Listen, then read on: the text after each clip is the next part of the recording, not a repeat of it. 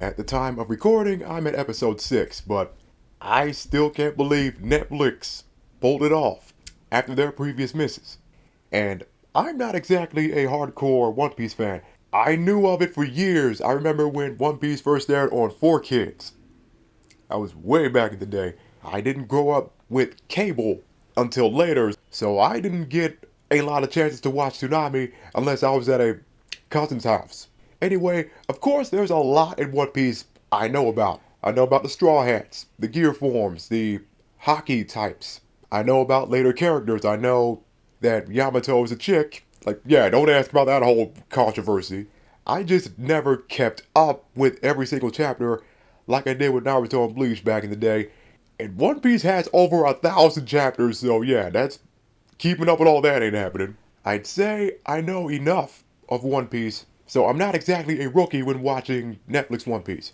But my experience, I like that season 1 surprised me at times because of a few things I didn't know. And I might want to keep that up. I might not want to read the manga or check the anime now to keep that surprise going for later seasons. Like, no doubt this will have 10 plus seasons. This show is definitely the Sonic movie equivalent for live action anime adaptations. On to my first point of this video, there's an elephant in the room we gotta address. When it comes to future seasons, there's one question that comes to mind. No, two.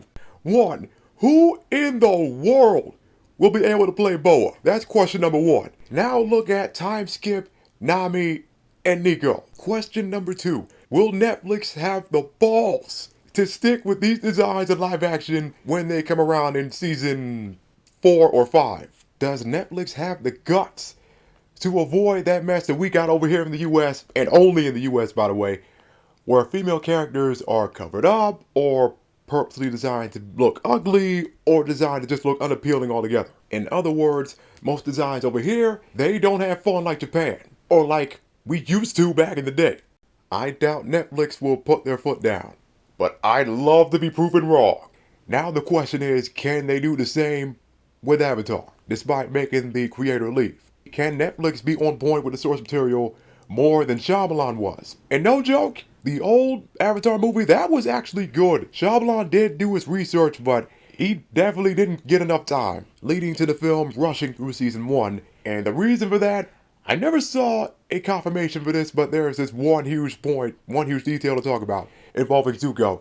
Originally, they had someone else casted, Jesse McCartney, but due to scheduling conflicts, he couldn't show up for training, so Dave Patel was casted instead. He was literally the plan B. And once he was casted, that's why the rest of the Fire Nation were Indian. And if Netflix hits it out the park twice, then yeah, they'll be the Marvel Studios for anime adaptations.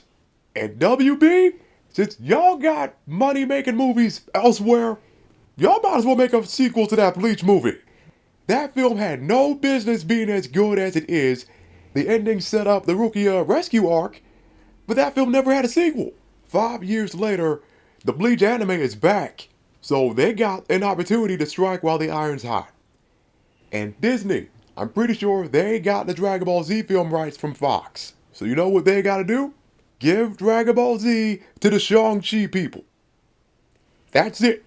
Let them make a Dragon Ball Z movie starting at the Saiyan Saga. Just let them go all out. And if these studios all do this, then a bunch of us shonen fans will be eaten.